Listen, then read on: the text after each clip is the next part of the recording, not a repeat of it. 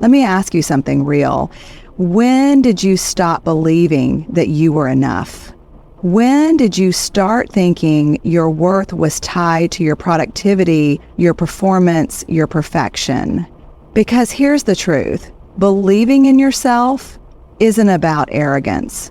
It's not about pretending you've got it all figured out. It's about owning your story, the messy parts, the beautiful parts, and everything in between. Believing in yourself is an act of courage. And courage, it's not always loud. Sometimes it's that quiet voice at the end of the day that says, I'll try again tomorrow. See, we've been taught that confidence comes from achievements, from likes, from applause, from polished resumes and curated lives.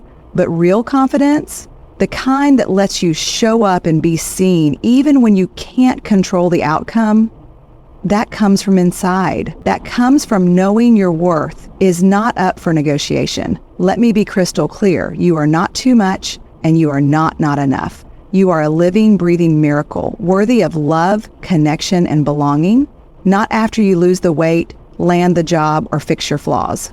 Right now, as you are, believing in yourself means being brave enough to take up space, to speak when your voice shakes, to step into the arena, even if you might fail. It's about saying, this is me, I'm imperfect, and I'm still worthy. And let me tell you something, it's not easy. You will have days when the doubt creeps in like a fog, whispering that you're not good enough. But courage doesn't mean the fear goes away. It means you feel it and still move forward.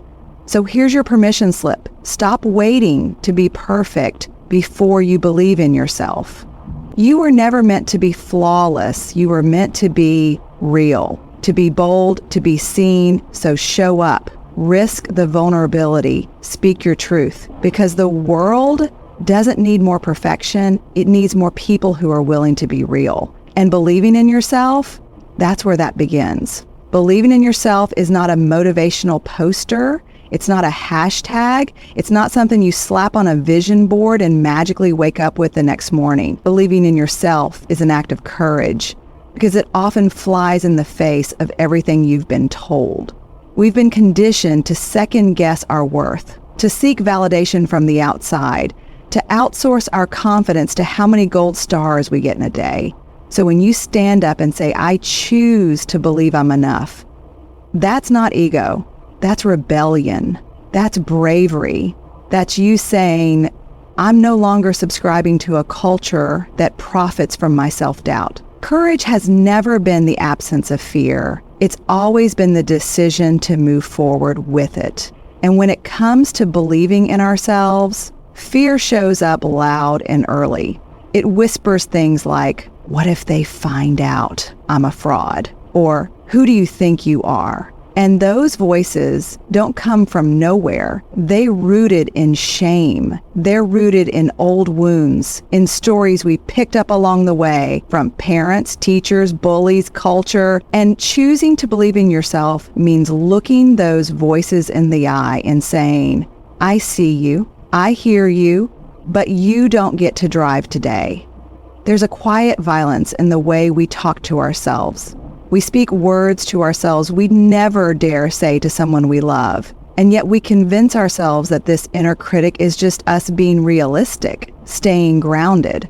But self-doubt isn't humility. It's sabotage. Humility is knowing you're not better than anyone else. But courage is knowing you're not less than anyone else either. Believing in yourself isn't about thinking you're the best. It's about knowing you're worthy of being here. It's about finally accepting that your voice matters, that your dreams are valid, and that your presence is not a burden, it's a contribution. The world doesn't exactly roll out a welcome mat for people who believe in themselves. In fact, when you dare to believe you're worthy, you will trigger people who haven't allowed themselves that same permission. But courage doesn't wait for comfort. It doesn't wait for consensus. It says, I might not be for everyone, but I'm finally going to be for me. And that's hard. It's vulnerable. It's risky. But it's also how we begin to come home to ourselves. and you deserve to come home to yourself. You deserve to be rooted in something deeper than approval. Most of us weren't taught how to believe in ourselves. We were taught how to perform, how to earn gold stars, how to be good, how to keep the peace, how to be palatable. We were taught that self-worth is a moving target, something you chase, not something you claim. But here's what I've learned. You cannot hustle your way into worthiness. You either believe you're enough or you spend your life proving you are. And the proving, it's exhausting. It's never ending. But the moment you decide to believe in yourself, not because you've checked all the boxes, but because you're a human being with inherent dignity, that's the moment everything begins to shift. Believing in yourself isn't a one-time decision. It's a practice. It's a muscle you strengthen every time you speak up in the meeting, even though your heart is racing. Every time you set a boundary, even though your voice shakes. Every time you apply for the job, say yes to the opportunity, or finally say no to what's no longer serving you. It's every small moment where you choose to bet on yourself instead of abandon yourself. And the beautiful part, the more you practice it, the more natural it becomes. Not because the fear goes away, but because your faith in yourself gets loud. And let me say this as clearly as I can. It's okay if this feels hard. It's okay if you don't fully believe in yourself yet. You're not behind. You're not broken. You're just human. And humans heal in connection, not isolation. Sometimes believing in yourself begins with borrowing someone else's belief in you until you can grow your own. That's why community matters. Because when we share our struggles and still feel seen, something powerful happens. We begin to see ourselves through gentler eyes. We begin to believe, maybe for the first time in a long time, that we are not the sum of our flaws. We are the sum of our resilience. And that is something to believe in. We live in a culture that worships productivity. Do more, be more, achieve more. Then maybe you'll be worthy of rest, of love, of being seen. From the time we were kids, most of us learned to connect our value to our performance. If you got good grades, you were praised. If you won the game, you got attention. And slowly but surely, this idea started to settle into our bones. I am what I accomplish. The danger is when we internalize that lie, we begin to treat our self-worth like a scoreboard, as if being lovable is a reward we have to earn. But here's the truth. We were never taught loudly enough. Your worth is not something you achieve. It's something you already have. You were born with it. It's your birthright. You don't have to prove it, polish it, or perform for it. You don't have to hustle yourself into being enough. You already are. And that is so hard to believe in a world that constantly tells you otherwise. A world that monetizes your insecurities, that profits when you feel not quite skinny enough, successful enough, smart enough, strong enough. And so we stay stuck on the hamster wheel, chasing approval that never quite fills the ache. We've confused our identity with our output. When we tie our value to how much we do, we end up believing that slowing down is laziness, that failure is fatal, and that rest is weakness. But here's what I know. Your worth is not up for negotiation. Not when you mess up, not when you fall short, not when the relationship ends or the job disappears or the dream doesn't pan out. Your value doesn't decrease because you made a mistake, and it doesn't skyrocket because you got it right. You are not a project to perfect. You are a human being with inherent, unshakable dignity. And yet, it's so tempting to keep playing the role, to present the curated version of yourself that you think people want to see. Because vulnerability feels risky. If they saw the real you, the messy, unfinished, flawed you, what if they left? What if they laughed? And so we armor up. We hide behind success, behind busyness, behind perfectionism. But let me tell you something real. No amount of accomplishment will ever make you feel worthy if you don't already believe you are. Achievement without self-acceptance is a hollow victory. There's a difference between doing things because you know you're enough and doing things to prove that you are. One comes from a place of wholeness, the other from scarcity. When you know your worth isn't on the line, you can show up fully. You can take risks, try new things, fall, and get back up because your identity isn't tied to whether you succeed. You are no longer afraid to fail because failing doesn't mean you are a failure. It just means you were brave enough to try. And when we stop performing for our worth, we start living from a place of authenticity. I've seen it over and over again in the research, in the stories, in my own life. The people who walk through the world with the deepest sense of love and belonging are not the ones who have it all together. They're the ones who believe they deserve love and belonging, even when they don't have it all figured out. They're the ones who say, not perfect, but I'm still worthy. And that belief changes everything. It shifts the way we show up in relationships. It frees us from the tyranny of comparison. It gives us permission to rest, to breathe, to just be. So the invitation is this. What would it look like to stop tying your value to your performance? What would it feel like to wake up and know in your bones that you are already enough? Not because of what you did yesterday or what you'll do tomorrow, but simply because you are here, you are breathing, you are alive. That's it. That's enough. The world doesn't need another perfect person.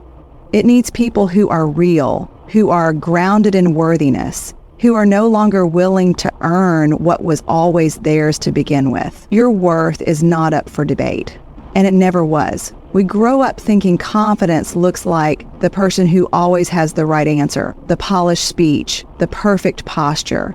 We think confidence is found in the person who never hesitates, who walks into a room and commands attention. But that's not confidence, that's performance. And performance isn't the same thing as presence. Real confidence, the kind that lasts, the kind that sustains you even when things fall apart, doesn't come from perfection. It comes from authenticity. It comes from knowing who you are and being willing to be that unapologetically in a world that often tells you to be anything but. There's this lie we've bought into. If I can just get it right, I'll finally feel confident. If I can just look the part, hit the goal, earn the title, then I'll feel enough. But confidence doesn't come after perfection. It grows in the moments we choose to be real instead of impressive. In the moments we say, this is me, I'm not trying to be flawless, I'm trying to be honest. And that honesty, that grounded sense of self, is what creates real, lasting confidence. Because when you're rooted in who you truly are, you don't have to perform to feel powerful. You just have to show up. Perfection is exhausting. It's a 24/7 job with no benefits and no finish line. You're always chasing, always comparing, always trying to fix or polish or improve. And the dangerous part? Perfection mimics confidence. It wears the same clothes. It sounds convincing, but underneath, perfection is driven by fear, the fear of being found out, the fear of not being enough. Confidence, on the other hand, is driven by courage. It says, I'm willing to be seen, even in my mess. And that takes far more strength than pretending to have it all together ever could. When you're authentic, you're not immune to fear. You're just not ruled by it. You still hear the inner critic. You still have doubts, but you know who you are underneath all that noise. You're no longer at the mercy of other people's approval because your confidence isn't built on external validation. It's built on truth. And the truth is, people are drawn to realness, not polish, not perfection, but realness. We don't connect over how perfect someone's life looks. We connect over the moment they say, me too. I've been there. That's what builds trust. That's what builds belonging. And that's what fuels real confidence. Authenticity isn't just about being vulnerable. It's about being consistent. It's saying, I'm not going to morph into something else just to fit in. And that consistency, that sense of alignment between who you are and how you show up, creates an inner peace that no trophy can give you. That's the kind of confidence that can't be taken away, because it's not built on performance, it's built on presence. You're not trying to impress, you're trying to connect. You're not trying to win approval, you're trying to live in integrity. And there's nothing more magnetic than someone who's comfortable being themselves. And here's the part we often miss. Confidence isn't loud. Sometimes it's soft. Sometimes it's shaky. Sometimes it's a quiet whisper that says, I'm gonna try anyway. Sometimes it's tears in your eyes as you stand on stage, or trembling hands as you hit send on that email, or a voice that cracks as you speak your truth. But that doesn't mean you're not confident. That means you're brave. Because confidence isn't about certainty, it's about honesty. It's about choosing to be seen, even when you're scared. And that kind of courage, that kind of authenticity, is what builds true soul-deep confidence. So no, confidence doesn't come from being perfect.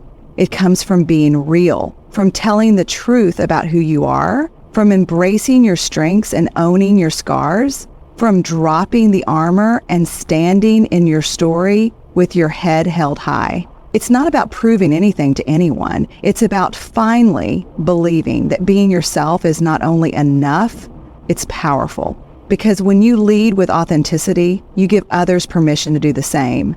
And that ripple effect, that's how we start to shift culture, not by being perfect, but by being human together. We are so used to equating courage with certainty.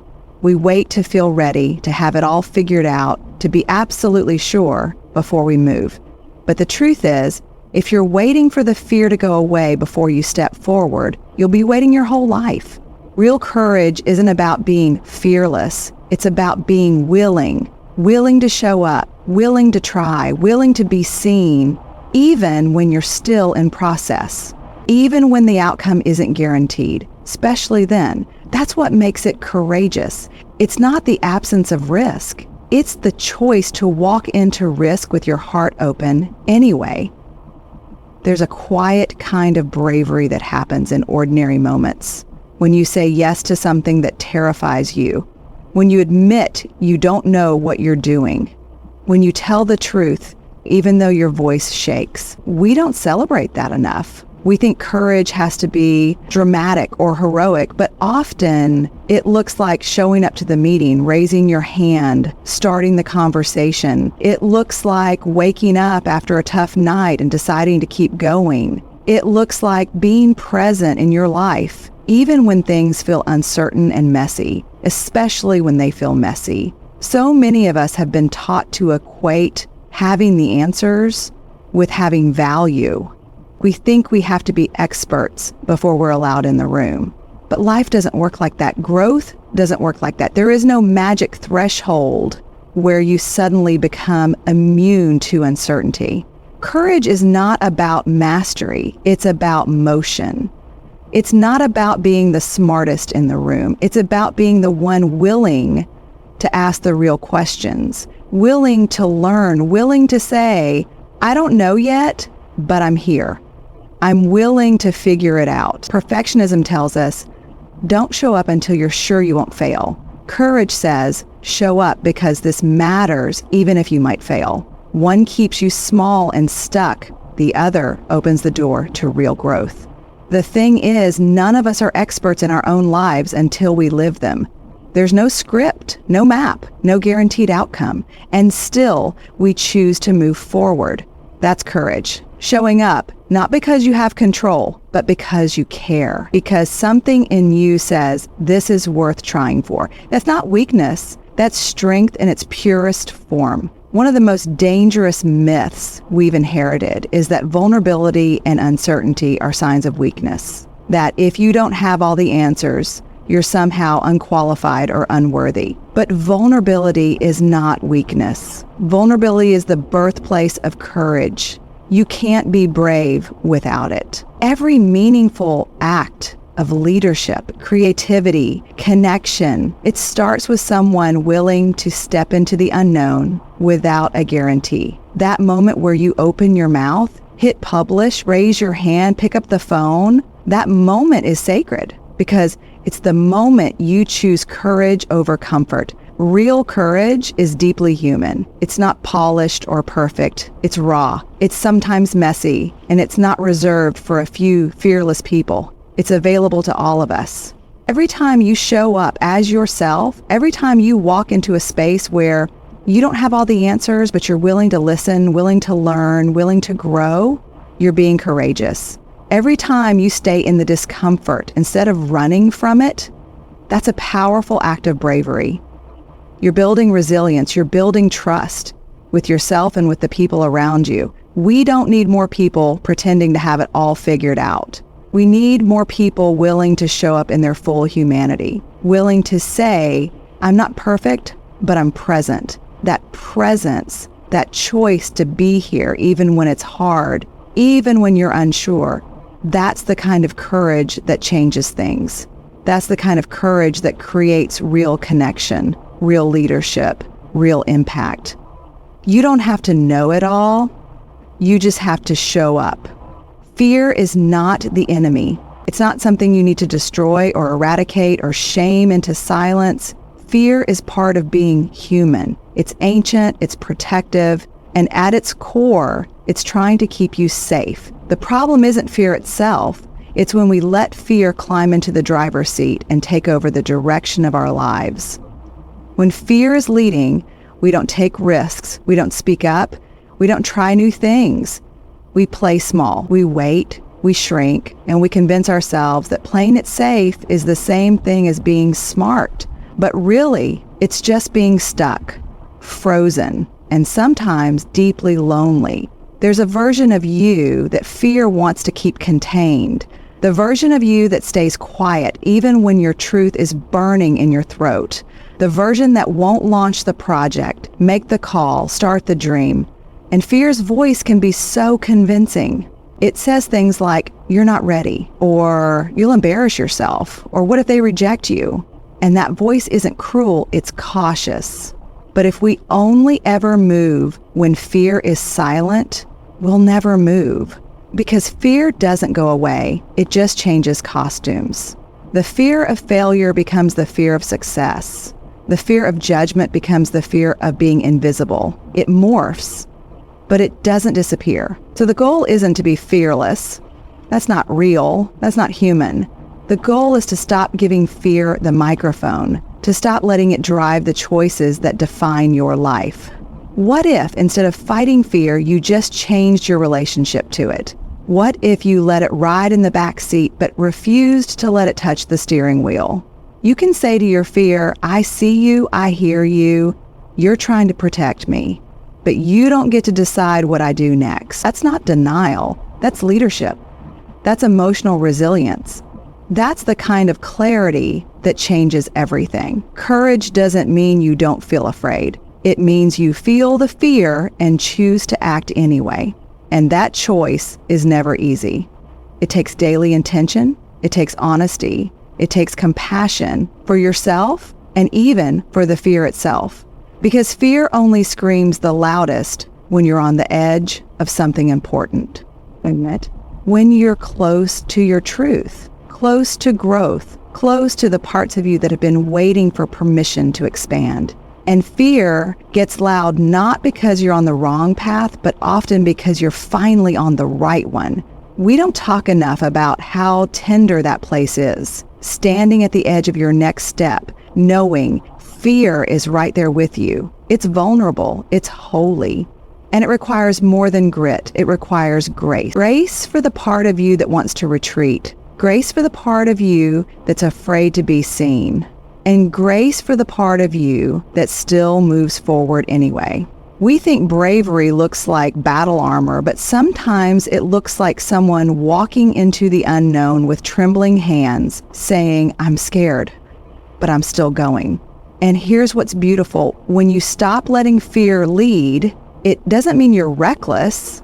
It means you're rooted. It means you're letting something deeper guide you, your values, your voice, your vision. It means you're finally living from the inside out instead of reacting to the outside in. And in that space, even the fear begins to quiet. not because it's gone, but because it's no longer in charge. You start to hear your own voice more clearly. You start to trust your own gut. You realize you're allowed to feel afraid and still be powerful. That's the invitation, not to become someone who's never scared, but to become someone who doesn't abandon themselves when fear shows up. To become someone who moves forward, not because the path is certain, but because their truth is worth the risk. Fear might be in the room, but it doesn't get to lead the conversation anymore. You do. And the moment you reclaim that seat at your own table, everything begins to shift. There's a moment in every person's life when they realize that the story they're living has been shaped not just by their choices, but by fear, shame, silence, and survival.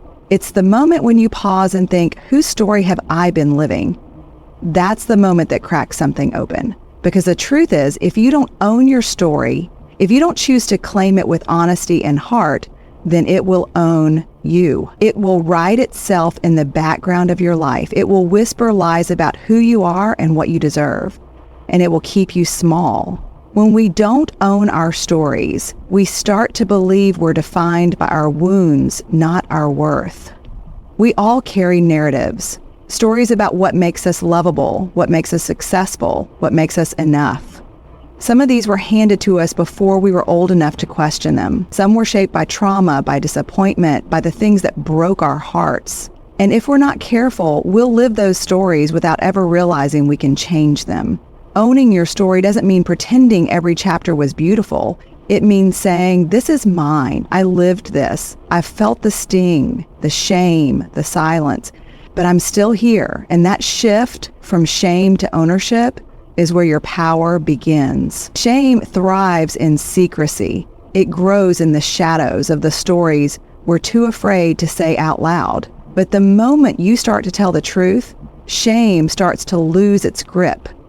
It can't survive the light of compassion, of honesty, of connection. And here's the thing, owning your story isn't just an act of self-love. It's an act of rebellion. It's standing up in a world that profits from your silence and saying, I won't be quiet about who I am. I won't be ashamed of what I've survived. I won't keep shrinking just to make other people comfortable. That is powerful. That is transformative. We don't get to edit our stories after the fact, but we do get to choose how we carry them. We get to say, this happened to me, but it does not define me. It shaped me, but it did not break me. That's what owning your story looks like. It's not about pretending you've healed from everything. It's about refusing to hide. It's about giving yourself the grace to be a work in progress without hiding the work. It's about honoring every part of your journey, the messy, the magnificent, the misunderstood, and holding all of it with tenderness. And here's what's beautiful. The more you own your story, the more you realize you're not alone. What we think will isolate us, our struggle, our failure, our shame, is often the very thing that connects us. When you speak your truth, you invite others to do the same. When you stop performing and start sharing, something shifts in the room. The masks come off, the walls come down, and suddenly there's space for real connection. That's how healing begins. Not in pretending we're fine, but in telling the truth about what it means to be human. Owning your story also means giving yourself permission to write new chapters. Just because you've lived one way doesn't mean you have to keep living that way. You are not obligated to stay small because you've always played it safe. You're allowed to grow. You're allowed to outgrow. You're allowed to rewrite the parts of your story that were built on survival instead of joy. That's not betrayal, it's becoming. You're not erasing the past, you're expanding beyond it. You're saying, this is who I was, and this is who I'm becoming. That's not weakness, that's evolution. There's no power in pretending.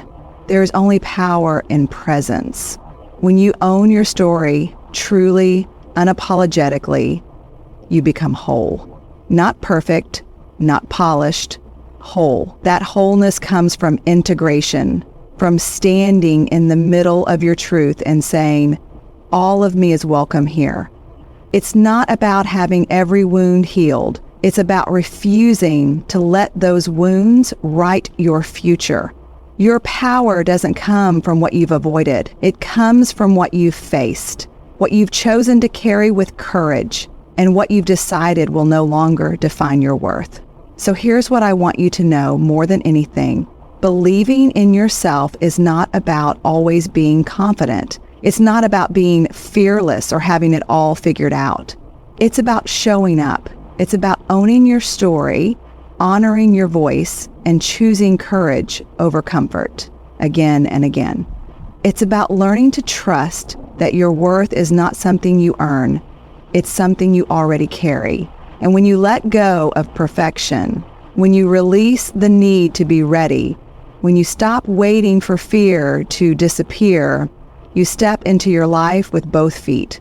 Believing in yourself is messy. It's vulnerable. It's choosing to rise each time you fall. Not because it's easy, but because something inside you whispers you're made for more.